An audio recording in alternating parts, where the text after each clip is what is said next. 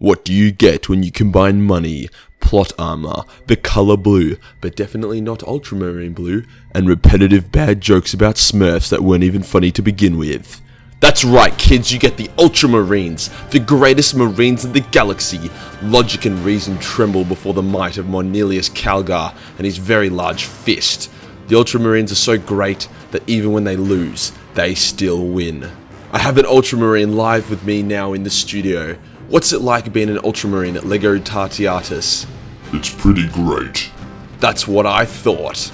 G'day guys and gal. This video is a long time coming, but you know me, we like to do things a bit differently on this channel.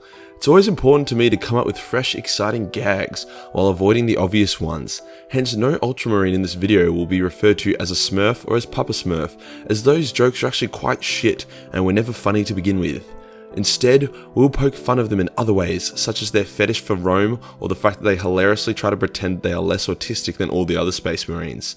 That, or the idea of some old grumpy arsehole is able to swing around a big ass necron pylon like a baseball bat, or beat an avatar of God of War in single combat. Jesus Christ, Mornelius isn't even a cool name.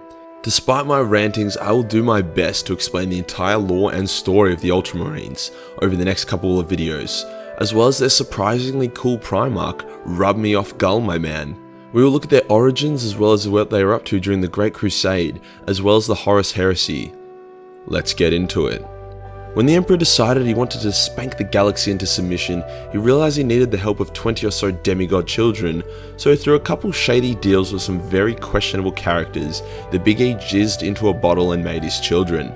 Now Chaos wasn't super keen on getting spanked, so it yeeted the babies, called Primarchs, across the galaxy. Some Primarchs landed on really nice planets and lived privileged lives as white rich kids, and some Primarchs landed on shitty planets and got nails in their brains. Robert Baratheon was the former, as he landed on Macragge, a reasonably primitive world, but at least it got sunshine and no brain nails. It also had limited space travel, which meant that it wasn't full of superstitious cultists who praised gods that were most likely just hidden chaos. What I'm trying to say is that Gorilla Mum had it good, and he made it even better. Quickly maturing, this handsome man took control of Macragge and brought upon a new age of order and prosperity, all the while not becoming a furry or fucking anyone's dog. Glorious Man's father was also a pretty solid dude, attempting to give more power to the middle class and less to the aristocrats. However, this resulted in a civil war within the capital of Macragge, whilst Rowboat was wrecking some scrubs somewhere else. In the chaos, the Big R's father was killed, and G-Man went into a cold rage, massacring and executing the rebels and assuming leadership over Macragge. Over the next 5 years, Macragge and the local star systems flourished under the leadership of its new benevolent Aryan overlord, until the Big E came knocking. Big E was like, "Yo son, this is pretty dope, well done. Now come with me to find some big titty elder girlfriends." And Girly Man was like, titties. Hence he assumed the command of the 13th Legion seamlessly. And so began an era of ridiculously overpowered Ultramarines who were blue, but ironically not Ultramarine blue. Unsurprisingly, the Ultramarines' gene seed was considered extremely stable upon its creation, and its recipients showed no unacceptable mutations because they inherited the Big E's greatest attributes, plot armor and steady sails. They were pretty boring in the early days of the Imperium, as they just kinda tagged along on campaigns, pacifying worlds whilst displaying their usual poster boy personas of being not completely fucked in the head. They did show high aptitude for adaptation and imitation of enemy tactics, however. These versatilities were mocked by some of the other legions, who saw using tactics learned off lesser enemies to be, I quote, pretty gay. Amazingly, the Ultramarines did suffer one defeat before they reunited with their Primarch. A bunch of planets who seemed chill were suddenly not chill and rebelled against the Imperium. The 13th Legion, aka our boys in blue, was sent to give them a spanking, and easily broke through their defences and landed upon the planet. They quickly realised, however, that something was very wrong, as the entire population of the planet attacked them like a zombie horde, piling on and burying numerous Marines. Oh, I just vomited in my mouth, that was disgusting. Sorry. As this occurred, an unknown Xeno force attacked the fleet, causing massive destruction in this apocalyptic attack. The Ultramarines suffered only like 6,000 casualties or some shit, which was like less than 1/5 of their army and only 1/5 of their ships, which is Fuck all. The Legion were soon reunited with their Primarch and grew to become the largest of the Space Marine legions due to their highly structured, low casualty policies and stable gene seed. Also the fact that they never really lost helps. The Ultramarines soon expanded their core territory to around 500 worlds, naming this region Ultramar. Makes sense. Each Primarch embodied a distinct characteristic of their father, the Big E. Some Primarchs have his strength while others have his psychic abilities, while the Big G inherited the Big E's supreme level of organizational skills and strategy, which when you compare it to Vulcan's immortality, Magnus's magical powers, the Khan's blinding speed, or Mortarion's durability, it seems a bit shit. But in truth, being literally the only dude in the entire universe who has the ability to think rationally makes Guilliman arguably the greatest Primarch to ever live, other than Sanguinius of course. Guilliman was a master strategist, with Corax even stating, the Raven Guard could beat the Ultramarines in a singular battle, but Guilliman would always win the war. Which isn't saying much considering the Raven Guard had been fucked in the ass by everyone and their mothers, but you get the point. However, despite his Legion success and legend, they were still salty about that one small defeat they suffered to those random Xenos some years ago. Row your gulls man was sick of his son sulking. Say that quick, sick of your son sulking. So he decided he would find those Xenos and genocide the shit out of them. See, whilst RG was chill about some Xenos, you know, if they didn't have titties, they were to be destroyed, and these fuckers definitely did not have any titties. The battle was intense as shit, as the weird ass hentai water vapor Xenos mind-controlled orcs to fight their battle for them. Eventually, Guilliman himself confronted the Xeno leader, who was a gigantic blob of tentacles. It was a genuine Dark Souls boss, and Lord of Ultramar cleaved it, tentacle by tentacle, before performing a serious fatality on the thing, ripping its brain out and stomping on it. This badass act destroyed the rest of the Xenos, and got the Ultramarines their vengeance for like their only loss ever. Things were going swell. The Imperium was overpowered and everything they came across got their urethras fisted before the glorious might of the Emperor and his legions. Eventually a powerful threat emerged in the form of a massive fuck-off WAH! On the planet of Ulanor, which took the combined effort of 100,000 Space Marines and 8 million Guardsmen, as well as multiple Primarchs and the Emperor to beat. I don't want to sound like a downer, but just over 8 million warriors to take out the largest orc army ever recorded doesn't seem like much.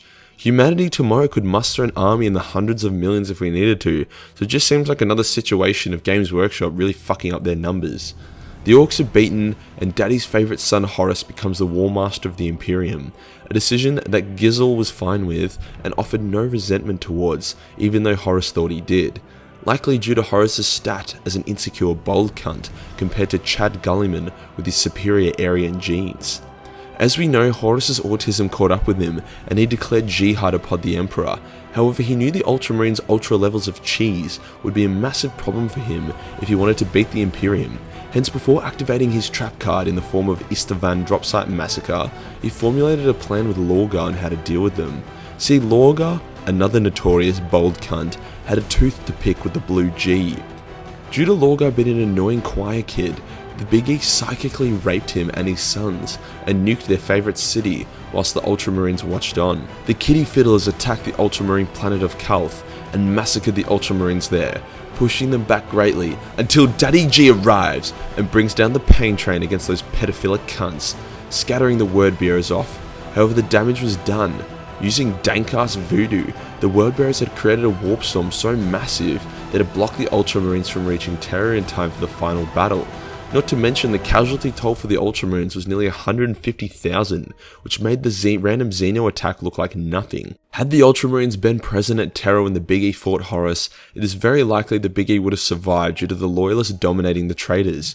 Remember, the Ultramarines were the largest legion in the galaxy. Well, at least they were until Lorgar happened, but Guilliman was one of, if not the greatest commander there was. However, they could not make it in time, so Guilliman instead decided that massacring Lorgar and Angron would be a suitable alternative. He gathered what ships he could and chased the Wordbearer fleet, which had met up with the World Eaters. Despite having damaged weaker ships, Guilliman's nerd boner for warfare shone through, and he first destroyed Lorgar's capital ship, allowing him and his sons to land directly upon the planet's surface and go to town. It's important to note that this battle was disgustingly vicious, as both sides fought with utter hatred for each other. Eventually Guilliman found Lorgar and the two Primarchs fought. Guilliman landed an uppercut so hard it made Lorgar's chest explode and punctured his lungs, shattering his ribcage, which Lorgar matched with a mace to G-Man's head, cracking his skull open and tearing off half his face. Angron joined the duel, and now Guilliman had to fight him instead. Yeah, we give our big blue man a lot of shit for being a nerd, but he was able to survive against Angron despite missing half his face and already fighting another Primarch. Angron went batshit crazy, so Lorgar turned him into a demon prince. Fair enough. Guilliman, seeing that he would not be able to fight a gigantic fucking demon, decided that he had done enough and yeeted out of there. With the warp storm cutting the galaxy in half and preventing any form of travel or communications, Guilliman assumed the worst, that his father was dead and Terra taken, so he set up Imperius Secundus, which is just a fancy Roman way of saying Imperium 2.0. He then fired the Pharos, a mini version of the Astronomicon, which also ended up bringing the Tyranids to the Milky Way, but we don't talk about that. The Pharos guided Sanguinius as well as the Lion to Macragge, where the three Primarchs hugged it out and tried to figure out how to build another Imperium. Then Conrad arrived and caused quite the mess of things. However, by the mess he had made, the Lion realized something. For Conrad's vision of his own death at the hands of an assassin sent by the Emperor to come true, the Emperor must be alive. Sanguinius was like, "Holy shit bro, you're right!" The three Primarchs awkwardly pretended like Imperius Secundus never existed, and made their way through the massive warp storm to try to get to Terra. They were blocked by the traitor fleets, however through Guilliman and Lion's efforts, Sanguinius and the Blood Angels were able to get to Terra in time for the battle. Guilliman and the rest of the Loyalists eventually were able to penetrate the traitor blockade and arrive at Terra, but it was too late. The Biggie had become a quadriplegic skeleton. It wasn't however too late to clap some cheeks, as the Ultramarines began a purge of the galaxy, massacring and driving off the traitor legions until they were confined to the Eye of Terror. Guilliman then split the legions into 1,000 man strong chapters, so there could never again be another heresy on such a scale. This got Rogel's Russells all jimmied, and it was almost another civil war. However, for once people were like, wow, that would be a really stupid thing to do. Hence Rogel allowed the division of his legion. Guilliman became Lord Regent of the Imperium and basically held it together as his brothers began vanishing one by one, until he himself was impaled through the throat by a demon Prince Fulgrim's knife. I know this sounds like an innuendo for a blowjob gone wrong, especially since it was Fulgrim's hentai snake body which did it. However, that was not the case this time. Guilliman was put in stasis and interred into a throne, where he's been waiting until the plot required him again. And that does us for today, guys. But in the next Ultramarine video, I want to cover the Ultramarines dealing with the Necrons and Tyranids, as well as the new plot progression caused by didn't say it, by G-Man's resurrection. If you enjoy my videos, then please consider jumping on Patreon. It only costs $1 to get access to shitloads of hentai, and I'm so demonetized right now. If you want to chat shit and play games, then Discord is the place to be. Links will be in the description. Thank you guys for watching, and I'll see you in the next video.